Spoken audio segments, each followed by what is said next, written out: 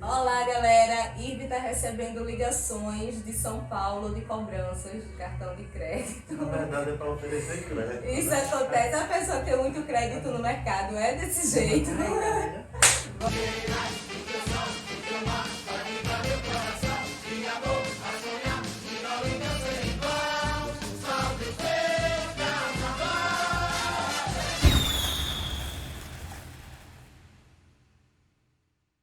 Olá, galera! Nós somos a Butum de Gente, uma produtora independente igaraçuara que visa incentivar e fomentar a cultura aqui no município de Igaraçu. Eu me chamo Lua Souza e essa é a minha sócia, Lexi Cavalcante. E hoje nós estamos dando início a mais um dos nossos projetos. É isso, gente. A gente vai gravar alguns vídeos que tem como tema, né, o dilema de um ano sem carnaval, né, um ano sem carnaval de rua. Quais são as problemáticas, né, desse cancelamento do carnaval para os fazedores de cultura, para os trabalhadores de cultura, para os trabalhadores informais, né, que nessa época conseguem uma grana extra, né, que dá um fôlego em todo o orçamento. E não só nisso, quais são as problemáticas também da gente não entender que o carnaval vai além, né, de todas essas problemáticas, porque o carnaval é um eixo cultural nosso, é uma festividade que fomenta, né, os grupos populares do nosso município, do nosso estado, e aí a gente vai dialogar um pouco sobre isso, sobre as estratégias de resistência e sobrevivência desses grupos e desses artistas. Hoje nós estamos aqui com Ive Tavares, que é professor da banda marcial Heitor Villa-Lobos, da Escola de Música Heitor Villa-Lobos. Ive toca trombone de vara. Ive já foi gestor de orquestras de frevo, trabalhou durante vários anos, né? E aí eu queria que Ive falasse um pouquinho pra gente dessa experiência dele, né, como produtor cultural, porque Ive também produz cultura aqui em Igaraçu, apoia diversos grupos, sempre está fomentando a cultura igaraçuara. E aí eu queria que tu falasse um pouquinho, Ive, sobre essa tua experiência, como essa preparação para o carnaval, né? Com quanto tempo de antecedência vocês começam a se organizar, como é se instiga, e dessa frustração desse ano, essa rotina está sendo quebrada, né? Por mais que você não estivesse na prática desse ano, mas você tem todo um contexto que te rodeia, teus alunos, né? De pessoas que já estariam intensificando aí as produções. Fala um pouquinho pra gente, seja muito bem-vindo. Obrigado, né, pelo convite. Estou me sentindo muito especial, muito agradecido de estar nesse momento aqui com vocês. Parabenizar as duas pela iniciativa. É muito importante enaltecer a cultura, principalmente a cultura igaraçuense, né? A gente tem que trazer um pouco para nossas raízes, né? Então, falar qual é a experiência de ser gestor, de ser músico de orquestra, é bem gratificante para mim, Anne e a sua sócia, porque assim, desde a minha infância, eu já nasci num berço carnavalesco, né? Meu avô tinha um maracatu, minhas primas amam os caboclos de lança, então a gente curtia muito, né, o carnaval de rua, então eu curtia muito com elas, a gente ia para as troças carnavalescas, né, os blocos daqui do nosso município, ia para os desfiles dos maracatus, né, a gente é apaixonado pelo maracatu Estrela Brilhante, e aí quando eu entro no mundo artístico, né, para ser músico, eu já começo a sonhar, né, em um dia animar o público que naquele momento eu era animado, né? Então eu comecei meus primeiros passos na banda Heitor Villa-Lobos, na qual eu ainda estou até hoje. Hoje eu passo hoje eu troco experiências, né, com os alunos que chegam, e foi aí eu fui galgando pouco a pouco, e aí quando eu tinha mais ou menos 3 a 4 anos já de trajetória como músico, eu comecei a entrar para a parte das orquestras, né? Onde eu comecei a realizar mais um sonho que eu tinha. E aí é um processo bem árduo, né? Porque assim, a música, o frevo em si, ele é uma música que exige muita técnica, né, do músico. trazendo assim com uma linguagem mais teórica. É uma música que é em 2x4, é binário ela, e ela, queira ou não, ela é uma pegada mais forte, né? Ela vem desse, o frevo vem dessa etimologia do frevado, fervor, né? Então requer mais técnica, requer mais habilidade, né, do músico. Então foi algo que veio agregar muito na minha vida como músico, como hoje professor, gestor também, lá, um dos gestores lá da nossa instituição. Então, quando eu entrei para ser membro da orquestra, eu tive esse negócio que veio agregar, né, na minha carreira. E aí eu passei uns 3 anos, mais ou menos, sendo músico de orquestra, e após esses 3 anos houve a oportunidade de ser gestor, né? Eu fui para o outro lado, de ver essa parte de gerir, né, de lidar com as secretarias das prefeituras, lidar com negociação com as contratantes privados, né? E aí foi algo bem massa. Então assim, eu comecei a ter que ver essa parte de organizar os ensaios, né? Que, por exemplo, o carnaval tem período que começa em fevereiro, mas tem ano que é em março. E a gente começa a ensaiar em setembro. Então é algo bem puxado, né? No começo tem aquela parte de começar a agrupar os músicos, apesar de ser uma fonte de renda, mas não é todos que têm ainda a maturidade para ir para uma rua tocar, né? Porque naquela época, quando eu comecei, o bloco tinha 2 horas no mínimo, né? Então depois foi aumentando o cachê, mas também aumentou o período que a orquestra teria que tocar. Então tem que ter resistência. Então a gente começava os ensaios sentados, né, com as músicas mais lentas, que era para pegar as técnicas. Então a gente levava no ritmo de frevo canção, né, que é mais aquelas músicas numa pegada mais lenta, e depois a gente ia acelerando para chegar até o ritmo. Então daí, quando eu via que os músicos estavam já dominando as músicas, né, no coletivo, aí a gente começava já a ensaiar em pé, para pegar já resistência em pé. E aí não tinha essa cultura, né, de ensaiar andando. Então o que a gente fazia? A gente ensaiava lá na escolinha da banda, hoje até onde acontece hoje, que é lá ali por trás da Câmara, do lado da Casa do Artesão, e a gente ensaiava muito atrás da Câmara Municipal. Então eu trouxe essa metodologia, né? Que a gente começava a ensaiar sentado, ia ficando em pé, e depois a gente começava a ensaiar andando. Então a gente começava a circular as ruas dali do sítio histórico com esse intuito de pegar resistência e, na minha parte de gestão, divulgar o nosso trabalho. Então a gente começava ali andando pela Rua Tiradentes, que é uma rua muito festeira, que tem muitos blocos. A gente ia por ali, rodeava e voltava para a Câmara. Quando era no outro período, a gente ia pelo Rosário, ia até a Saramandá e voltava. Já para pegar aquela resistência que exige o carnaval, e também para divulgar para a galera que quisesse uma orquestra para uma festa particular, né? E aí a galera se sentia naquela euforia e tal, os músicos também ficavam muito...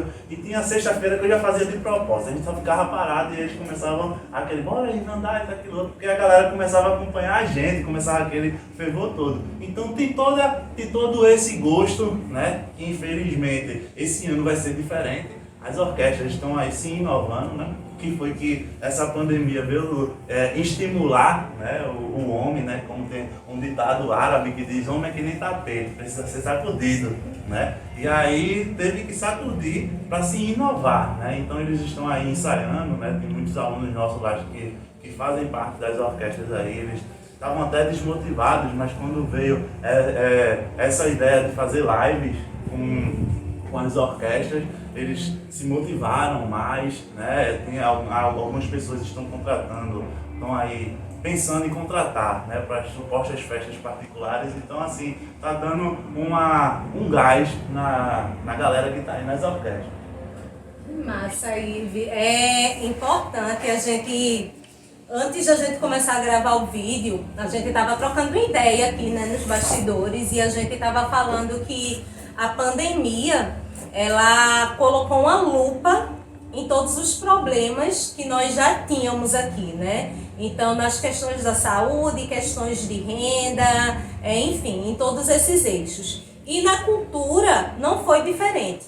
Então, assim, os nossos artistas que eram invisibilizados, né, que não recebiam seus cachês, né, na data correta, que recebiam um cachê mais baixo do que o devido, né, nesse período de carnaval e na pandemia, tudo isso se intensificou e piorou, porque justamente nesse período de carnaval que esses grupos, esses estudantes da Heitor Villa-Lobos, né, as orquestras de frevo, os grupos de cultura popular, eles conseguem, além da renda extra que a gente falou no início do vídeo, eles conseguem também essa visibilidade de conseguir estar nos palcos principais, né, da nossa festividade, do nosso carnaval. É o momento que os afoxés, os maracatus sobem nos grandes palcos para se apresentar, né, não desvalorizando ou deslegitimizando os palcos menores também, as nossas comunidades, a gente se aquilomba para conseguir manter a nossa cultura viva e resistindo, né? Mas é um momento de grande visibilidade de todos esses grupos. E a gente vê na fala de Ive que essa visibilidade é importante, tanto que foi usado uma estratégia, né, para que a orquestra seja vista. Eu trabalho na Rua Barbosa Lima, que é ao lado também da Escola de Música da Heitor Villa-Lobos, e assim, pra gente é um prazer passar as tardes ouvindo o pessoal ali, né? A gente, inclusive, nesse período de pandemia, a gente sente saudade de ver a banda toda completa ali, ensaiando os instrumentos de sopro, né? A percussão.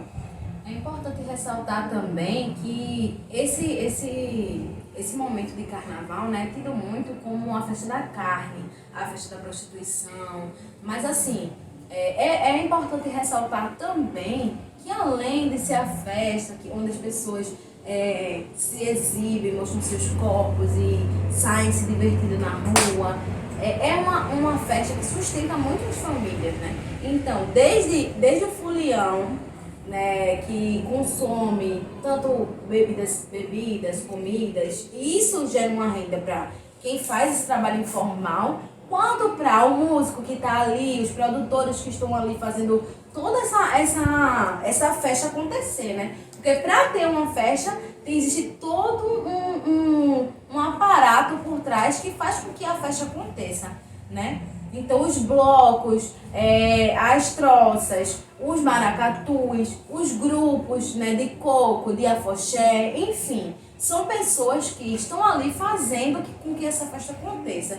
E esse valor que é gerado durante esse carnaval é um dinheiro que dá um fôlego financeiro durante todo um ano, né? Por isso que é importante que esse valor, ele não deixe de ser repassado para essas pessoas, que o carnaval não seja cancelado. É certo que na rua não dá para ter carnaval esse ano, nós sabemos disso, né?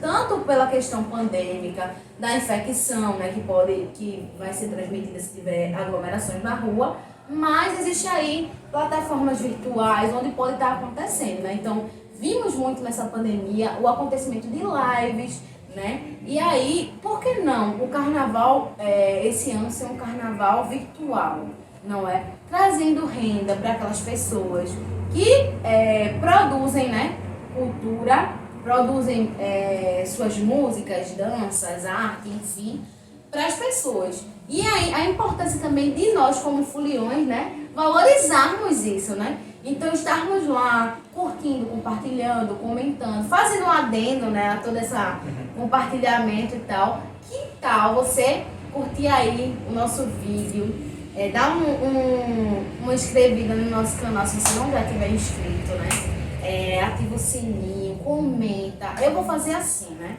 Como eu tava dizendo aqui às meninas, né? Ah, mas eu não tenho que comentar não, Lu. Agora eu tenho que comentar. Comenta aí, hashtag Salve o Carnaval de Igaraçu.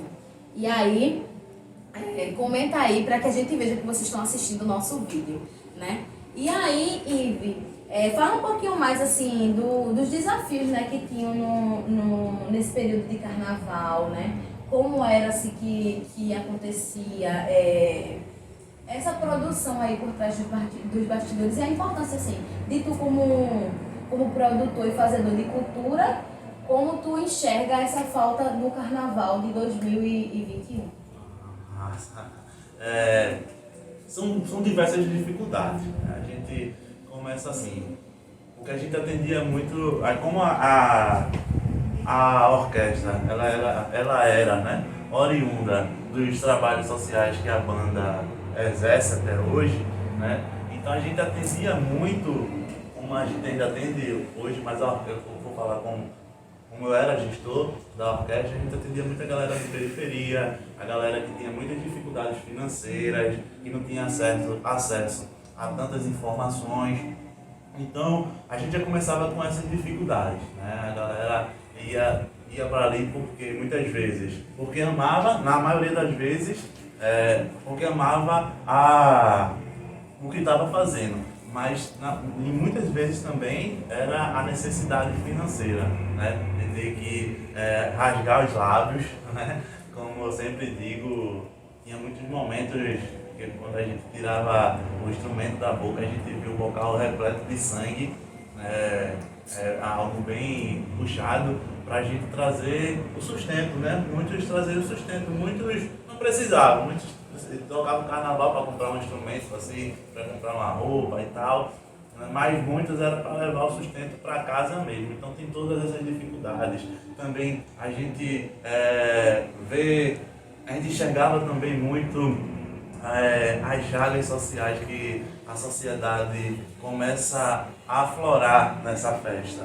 A gente se deparava muito com o uso excessivo de drogas, então eu tinha essa responsabilidade também de passar para os nossos músicos a responsabilidade que a gente tinha de levar a cultura, de levar essa educação, de dizer que não, para se festejar não precisa de se embebedar, de se drogar, né? Então tinha todas essas dificuldades das chagas sociais, né? que vai acarretando e chega num ponto que vai explodir em um certo momento. Então eles se deparavam muito com isso, né? Então eu tinha toda essa responsabilidade de trazer. E fora outras coisas, né? Muitas vezes a desvalorização financeira, por exemplo, que a gente não pode ser hipócrita de dizer que a gente tocava lá só por amor à nossa arte.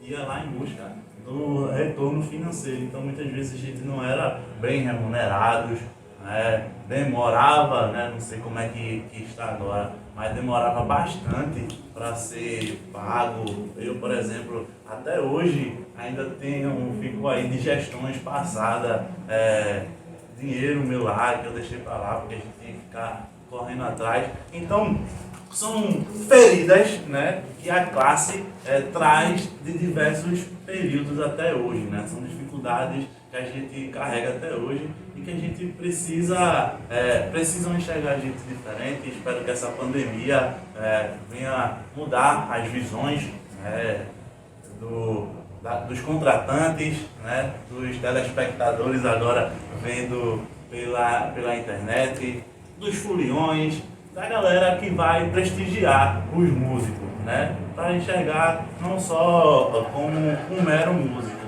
mas como um mero ser humano também, né? Que precisa... E assim, a arte educa, né? A cultura educa, como o Ivy estava dizendo. Não é só essa questão da educação do excesso, porque tudo em excesso é prejudicial, né?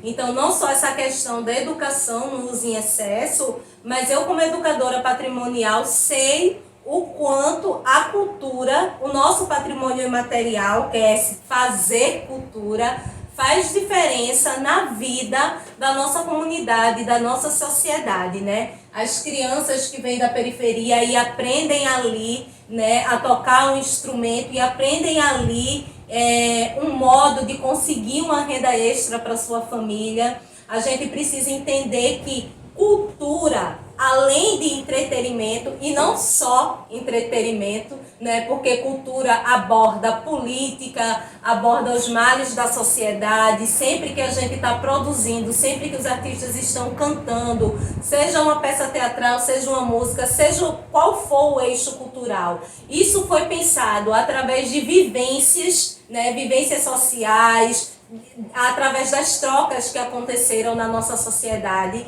Então a cultura aborda tudo isso, mas a cultura também é o escape, como a gente estava falando, diante de todos esses males, de todos esses problemas. A gente estava conversando o quanto a cultura ela contribui para a nossa saúde mental e para a nossa saúde emocional. Eu estava até dizendo que não adianta eu não ser hipertensa, eu não ser diabética e ter depressão. Né? E são males, e todos eles prejudicam, né, o nosso dia a dia, prejudicam o nosso funcionamento. Então é importante que a gente tenha comida na mesa e é importante também que a gente tenha um escape para ser feliz, para rir, para poder expressar corporeamente, fisicamente, emocionalmente, cognitivamente, todo esse nosso desejo de viver, né? Que na pandemia está sendo podado, a gente não está podendo ir para a rua, a gente não está podendo circular, a gente não está podendo encontrar os amigos, a gente está evitando aglomerar. Então é através da cultura, dessas lives que os artistas estão produzindo, que a gente está conseguindo ter esse escape, né, de retorno do que acalma a gente, do que nos deixa feliz. Né? Então a importância dessas estratégias e a importância, como já foi dito, do carnaval não ser cancelado. Já foi dito aqui também, o carnaval é uma manifestação cultural e manifestação cultural não se cancela. Né? Manifestação cultural a gente adapta, né, ao que a gente pode fazer. E se na pandemia a gente não pode ir para a rua, que as gestões, né, que os responsáveis municipais, estaduais, federais tracem estratégias para conseguir manter a renda dos trabalhadores informais e dos trabalhadores de cultura nesse período de carnaval. Né? E fala um pouquinho para a gente também, que estava conversando aqui com a gente, do quanto essa tua vivência mesmo, esse teu fôlego, né, que instigava de estar na rua, de às vezes estar fazendo uma ação e as pessoas pedirem um frevo. Tu estava falando pra gente também na nossa conversa bastidores, gente. Bastidor é isso, a gente conversa antes e aqui a gente vem trazer para vocês todo esse diálogo. Sobre a importância da gente apresentar essas culturas, né, para as pessoas, que as pessoas não querem comer só carboidrato. A gente precisa de açúcar também. Então a importância da gente apresentar esse leque cultural para a sociedade, para as nossas crianças. Fala sobre isso. É muito importante, Ana, quando você levanta essa pauta e a gente trazer essa discussão, né, para esse meio aqui. Então, antes de trazer essa resposta, tu falava algo que era muito interessante aí, a importância da valorização dessa classe. E como eu venho para cá trazer essa representatividade do músico, eu preciso falar da música, né? Então, a música muitas vezes ela é escanteada, ela não tem a valorização que devia. Então, a música, ela, os elementos musicais, ele fez e faz parte do desenvolvimento da raça humana, né? Então, aí eu já trago um pouco da história da música. Então, por seres humanos começarem a se comunicar, ele usava os elementos da música. Então, para dizer que estava com uma dor, por exemplo, batia a mão. Para dizer que estava com uma felicidade, batia os pés. Isso é só um exemplo. Então, a música ela faz parte do desenvolvimento da humanidade. Então, quando a gente, por exemplo, passou por um momento parecido como esse, lá no período do renascentismo, a música foi essencial, né? Porque aí a humanidade teve que renascer e aí os compositores musicais foram muito importantes naquele momento. Então eles começaram a passar uma nova energia para a humanidade. E aí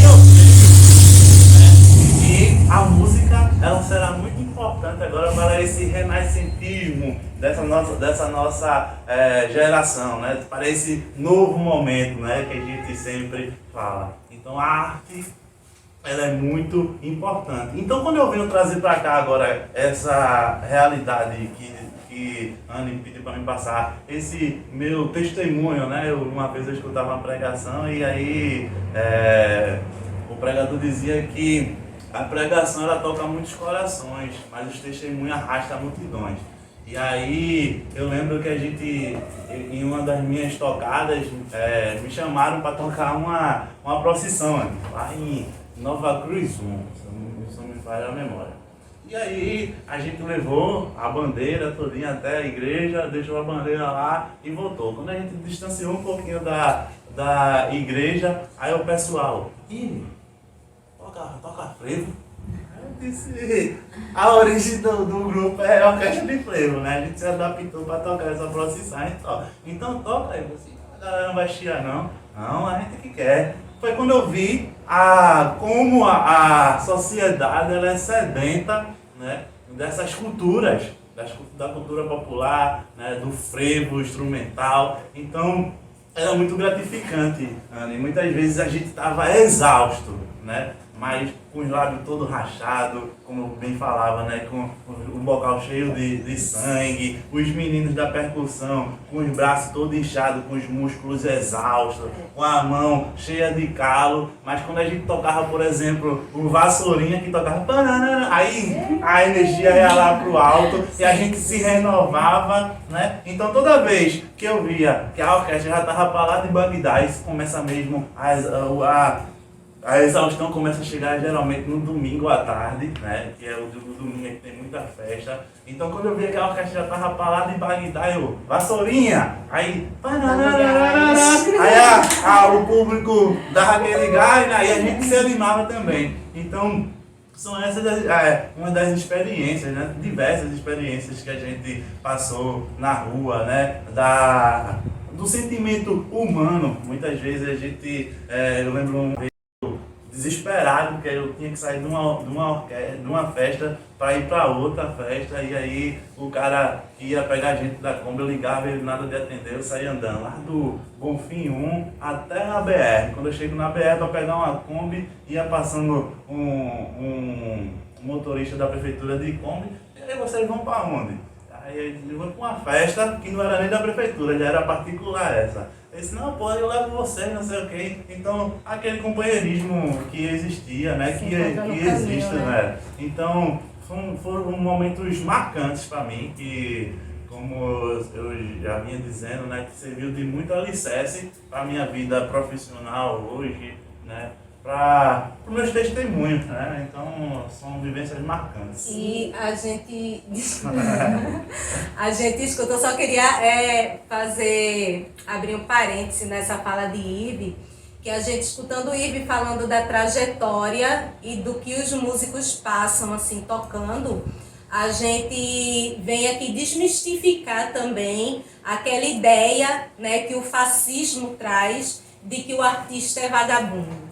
Né? Para que se produza, para que se entregue para vocês qualquer produção artística de qualquer eixo, tem muita exaustão por trás disso, né? Ivy estava falando das longas caminhadas, dos braços cansados, a boca resseca para quem trabalha com instrumento de sopro, né? Muitas vezes manchando de sangue o próprio instrumento. Então a gente precisa desmistificar tudo isso que o fascismo tenta trazer e tenta adoecer na nossa sociedade, que é enxergar os nossos artistas como as pessoas trabalhadoras que são. São pessoas que se dedicam, são pessoas que estudam, não só os artistas que têm o privilégio de ter acesso à academia, né, a um estudo acadêmico, mas o nosso artista popular, os nossos mestres e mestras griots, que tem isso, como é que se diz aquilo que nasce com a gente, que é nato, né? Que tem aquele dom, né, que já nasceu com ele e que ele aprendeu empiricamente, na vivência, né, no cotidiano dele. Mas tudo isso é construído através de muito trabalho. E é justamente por isso, né, pelos fazedores de cultura serem trabalhadores, que eles merecem sim ser valorizados, inclusive com seus cachês pagos sendo remunerados. Exatamente. E assim, quanta falta fará esse olho no olho com o público, né? esse arrepio que dá, que eu sei que muitas vezes Ivy deve ter sentido assim, quando você bota aquela música que a galera gosta realmente, que a galera canta com você, né? Você no instrumental e ouvindo, ai, ai, ai, ai. Diga aí, o arrepio que não dá na pele, assim, de você realmente sentir o amor do público, sentir como se tudo aquilo que você estivesse fazendo tivesse tendo realmente aquele retorno, né? E aí, não é só isso. Esse retorno do público a gente sente na pele, mas a gente também é trabalhador. Eu digo isso porque eu, como vocalista do Afoxé Molo Fã, como back vocal do Coco Jurimado, eu já passei muitas vezes por esse processo árduo que né? De você tocar hoje pela prefeitura, no caso, e você receber 6 meses, 3, 4 meses depois de que você ter tocado, né? Mas ainda assim, mesmo com toda a demora, a gente sabe que esse dinheiro um dia ele chega, né? E a gente já conta com esse valor, né? O trabalhador, o fazedor de cultura do carnaval, ele espera receber. E aí, o ano de 2021, ele é um ano marcante porque até agora não existem movimentações. Aqui em Igaraçu, por exemplo, não existe nenhuma movimentação de carnaval virtual. E aí, como é que ficam esses trabalhadores informais? Como é que ficam esses fazedores de cultura? Como é que ficam as orquestras, os afoxés, o maracatu? Temos o Maracatu Estrela Brilhante, temos diversos grupos e o Maracatu Dragão Devorador, salve seu Tiquinho, um abraço, mestre. E aí a gente observa essa falha, né? Como vão ficar esses artistas? Como fica a classe artística, né? Então vamos pedir a atenção do poder público, das secretarias, da prefeitura, que enxerguem e olhem para esses trabalhadores, né? Vamos desmistificar de que o artista ele faz arte com hobby. Não é hobby. Ser artista é profissão, entendeu? Ser tocador, ser fazedor de cultura, produtor cultural é uma profissão e nós precisamos ser remunerados por isso. Então nós pedimos a atenção do poder público para essa classe tão desvalorizada, porque se nós já éramos desvalorizados antes da pandemia, agora na pandemia isso está escancarado, né? Nós sentimos a necessidade da arte nas nossas vidas, né? Vemos através de live, nós não tivemos o contato de irmos, né, até o artista fisicamente, pessoalmente, e a gente sentiu a necessidade de acompanhá-lo, de vê-lo nas lives, a gente sentiu essa carência de cultura, sentiu essa carência de arte, de música, independente de qual tipo de música for, seja MPB, rock, hip hop, rap, tanto faz, a gente sentiu essa carência, a gente foi atrás nos meios que nos eram ofertados, né? E aí a gente viu que essa lupa, né, como o Lexi falou, que a pandemia trouxe. E aí a gente pensa o quão importante que é a cultura, o quão importante que é a arte e como nós estamos sedentos dela. Mas aí, o quanto nós valorizamos?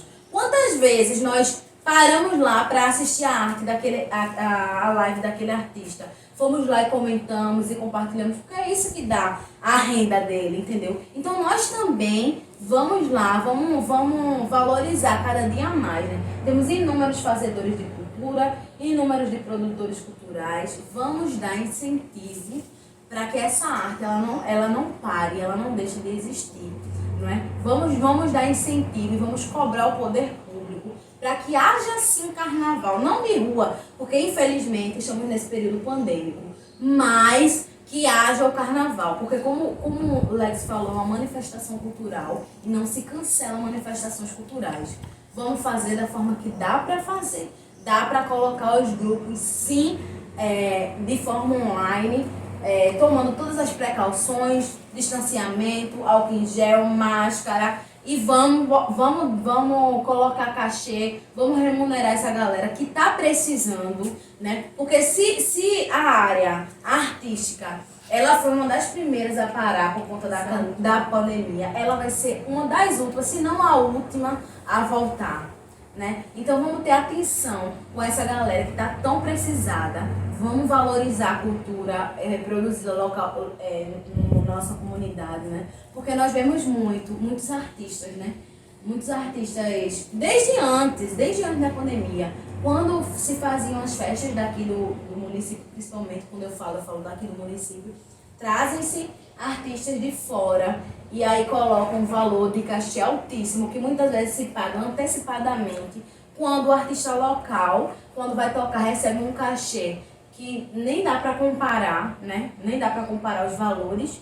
E aí recebe meses depois de muito ir lá na prefeitura, depois de muito ir lá na Secretaria de Finanças, de batalhar por aquele valor. Já batalhou, porque aquele valor já foi pago em palco, em mostra da sua arte mesmo, mas o valor só sai depois de muito processo. Então, esse é o recado que eu deixo, né? De valorizar o artista local, de buscar fomentar essa arte que já está tão esgotada, já está tão desmotivada e que precisa desse gás para poder sobreviver, principalmente nesse período pandêmico. É isso, eu acho que quando Lua fala de artistas que vêm de fora, tudo é representativo, né? Porque a gente sabe que sociedade, enfim, essa troca e esse grande balaio de multiculturalidade. Mas a nossa cultura aqui, ela tem toda uma representação histórica e ancestral para a gente, né? Quando a gente fala de valorizar os artistas locais. Irve, além de te deixar livre para diante desse diálogo aí, eu acho que tua mente já está com algumas coisas para verbalizar, né? Eu queria que tu falasse também das inscrições da Heitor Villa-Lobos, né? A Escola de Música Heitor Villa-Lobos, eu não sei se já se encerrou, mas eu vi que a Escola Heitor Villa-Lobos abriu inscrições, né, para aulas de músicas, de instrumento. A galera estuda partitura, né? Então tem toda a questão da teoria da música também. Eu já fui para alguns concertos de formatura, né, das turmas da Heitor Villa-Lobos, e é uma coisa linda ver os pais emocionados, né? Além de serem aulas gratuitas, né? Quando a gente fala que cultura educa, é isso. O ócio desses jovens, né, se transforma em aprender a produzir, a compor, a fazer música, né? Nós temos vários frutos da Heitor Villa-Lobos, né, que conseguiram traçar caminhos na música, né? Nós temos Irve, que está aqui como exemplo, que também é fruto da Heitor Villa-Lobos, hoje é professor da Heitor Villa-Lobos e tem toda essa trajetória, gestor de orquestras de frevo, entre outras coisas também, né? Então, assim, a Heitor também traz esse fôlego e essa esperança e esse cuidado, né, com os jovens igaraçuaras. Então, fala um pouquinho pra gente também sobre isso. Como é que faz para se inscrever, né? Como é que tá essas questões? Eu vou pegar esse bate-bola aqui, né, vai falando das duas e tentar falar um pouco do que as duas levantou, né? Então, levantaram. E aí ela falava aqui dessa valorização dos músicos locais. E isso respinga muito, né? Vai levar aos músicos locais muitas vezes ficarem desmotivados. Então, eu senti muito isso na pele quando eu cheguei para gerir a orquestra e eu cheguei com várias ideias, né? Muitas vezes eu não olhava para a parte financeira, mas eu queria trazer algo que fosse bem massa para o povo igaraçuense, né? Então, eu tinha esse pensamento, né? Que eu vim ler depois dessa frase do filósofo Mário Sérgio Cortella, mas eu já carregava ela dentro de mim, né? Quando ele falava assim, mudar é complicado, mas acomodar é perecer. E aí eu queria lá inovar com ele, trazer novas músicas, implementar no frevo outros ritmos que afloram no carnaval, como o maracatu, o caboclinho, né? Então eu sentia esse impasse que eu tinha com os músicos, porque ele dizia assim, Ive, mas a gente vai inovar, a gente não é valorizado, será que o povo de Igaraçu vai gostar disso? Né? E eu dizia, não, mas a gente precisa levar o bom, o melhor que a gente tem, né? Então quando a gente fala de frevo, quando a gente fala de carnaval, a gente remete a Capiba, né? E uma vez, Capiba conversando com Ariano Suassuna na época secretário de Turismo do Estado, ele fez um projeto de levar uma peça para os municípios onde nessa peça tinha teatro, tinha música e as músicas envolviam as músicas que são fortes no nosso estado. Então, maracatu, caboclinho, e aí ele dizia para Capiba, mas Capiba, eu estou fazendo esse projeto, mas será que o povo vai acolher bom, vai acolher bem esse meu projeto? Aí Capiba dizia para ele, muitos dizem que cachorro gosta de osso, mas jogue um pedaço de filé mignon para ver se ele não vai se deliciar. Então, aí o que eu tentava passar para eles, a gente precisava muito tinha nessa cabeça que a sociedade gostava do osso, mas a gente precisava mostrar para eles a riqueza que nossa terra tem, né? Então, porque muitos, por mais que o maracatu tenha 180 e pouco, 193 anos, se eu não me engano, né? Mas muitos não têm o conhecimento dessa riqueza, desse patrimônio que nós temos. Né? Por a banda do Vila Lobos já ir completar 30 anos, mas muitos não conhecem a cultura instrumental, por exemplo. Então a gente precisava, né? E é isso que eu ainda levo lá para a nossa instituição, que a gente precisa levar sempre a cultura, né? E já trazendo esse eixo aí que a Anne trouxe das inscrições para lá, estão abertas, né? Para se inscrever só basta você ter a vontade de querer ser músico, ser dançarino e agora ser ator, né? E a gente tem a oficina de música, de dança e agora a gente está incrementando as artes cênicas, né? Que é a oficina de teatro. Então, se quiser se inscrever, é só nos procurar lá na nossa escola de música que fica ali no sítio histórico, por trás da Câmara dos Vereadores, perto do IFAM, ou se não, falar no nosso Instagram, no meu, Irvi Tavares, ou no da Banda Marcial Heitor Vila Lobos, que lá a gente passa todas as informações do que se precisa para se inscrever, tá certo? Então as aulas são gratuitas, como a Anne falou, né? Os instrumentos a gente oferece gratuitamente, a farda quando passa já para a banda, né? Porque tem os processos de evolução. Então você entra lá para aprender a teoria musical, para dominar o instrumento. Depois que você já está lendo as músicas e tocando, você passa para ensaiar com a banda e aí ganha a farda e aí começa a viajar conosco. Também são tudo gratuito. A farda, as viagens, são todas gratuitas também, certo? Então será um prazer ter seu filho ou você lá participando conosco, porque a faixa etária é de 10 a 16 anos, tá certo? É isso aí. Passa a bola para as meninas. E aí, um apelo que eu acho que a gente fez também, Luana fez um apelo aos setores públicos, né, para que realmente são os grandes responsáveis, né, por essa falta de valorização, principalmente financeira, né, do artista da cultura, do trabalhador informal. Eu faço também um apelo para que os artistas, né, os artistas igaraçuaras, principalmente, fiquem atentos a se capacitar, a organizar sua documentação, porque a gente sabe que existe toda uma burocracia para a contratação desses grupos e desses artistas. E a gente sabe que o processo muitas vezes é para excluir mesmo, o processo é excludente, o processo é burocrático e a gente precisa se organizar para driblar, porque é justamente isso que eles querem.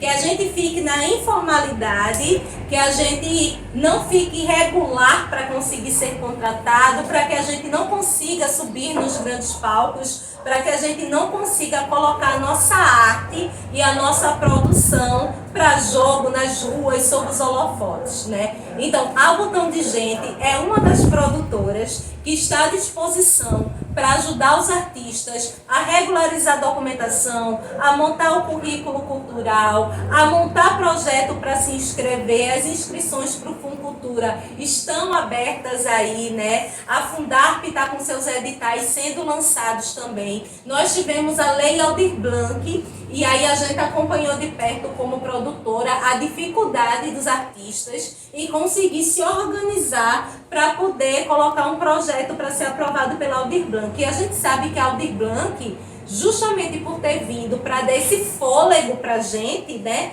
A Aldir Blanc facilitou muito o processo. processo. Então, por mais burocrático que tenha sido a questão da Aldir Blanc, ainda assim foi um processo buscando facilitar a inscrição desses artistas e a inscrição desses projetos. Outros eixos, eles não são assim tão fáceis. Então a gente precisa estar sempre com a nossa documentação em dia, regularizada, organizar tudo direitinho numa pasta. E aí a gente sabe que o artista tem todas essas outras demandas e aí as produtoras culturais estão aí para ajudar nessa parte burocrática do artista. Então, se estiver precisando de ajuda nessas questões também, nós temos aqui Luana, Lex à disposição na Botão de Gente. Fala com a gente no direct, fala com a gente no Instagram ou nos nossos perfis pessoais que estão na bio da Botão de Gente também, @botão_demudo_gente, né? Fala com a gente que a gente está aqui à disposição para ajudar vocês nisso, porque justamente o que a gente quer é ver os nossos sob os holofotes, sabe? É ver fartura e é ver retorno financeiro, é ver valorização cultural para todos os nossos, e a gente está aqui para ajudar. Então, eu acho que o nosso papo foi incrível, né? Nós tivemos aqui 2 produtores culturais, como a Lua já disse, né? 2 fazedores de cultura, ela do Afoxé Molufã, do Coco Juremado, Ive da Heitor Villa-Lobos, das orquestras, de várias outras produções culturais, porque sempre que eu vou para um rolê cultural, eu encontro Ive nesse rolê cultural, independente do eixo, nos cocos e em tudo mais, né? Eu sou a Fulian, sou uma das que consome, da que prestigia vocês, né? Dou biscoito com muito orgulho e sou a que fica nos bastidores ajudando essa construção a acontecer também, né? E aí a gente agradece muito, né, Lua? Ive por ter vindo, por ter, enfim, contribuído tanto com a gente, não só no que vocês vão conseguir ver nesse vídeo, porque rolou outras construções antes disso, e ele estava aqui super disposto e aberto, e eu tenho certeza que a gente aprendeu muito, né? Ive tem toda uma referência, ele é aquela pessoa que conversa com você meia hora, ele dá umas 5 referências, e ele dá uns 3 ditados, né? Citando quem foi que disse originalmente. Então, assim, fica também todas essas informações para que a gente aprenda, para que a gente pesquise, para que a gente estude, para que a gente possa estar cada vez mais potente para ocupar todos os espaços, porque todos os espaços nos pertencem. Então, obrigado, Ive, foi um prazer. A fala de Luana de agradecimento. Eu gostaria de finalizar lembrando, né, a vocês a curtir, comentar e seguir a gente nos nossos perfis, né, nas nossas redes sociais. Alex já deu um pouquinho desse spoiler, né, no nosso Instagram lá, na nossa bio. Queria não tenho nem palavras assim para agradecer a Ive por tudo, assim. Vocês não imaginam assim a pessoa que Ive é. Eu acredito que as pessoas que estão assistindo aí, que conhecem ele, vão dizer aí por aí que ele é uma pessoa incrível.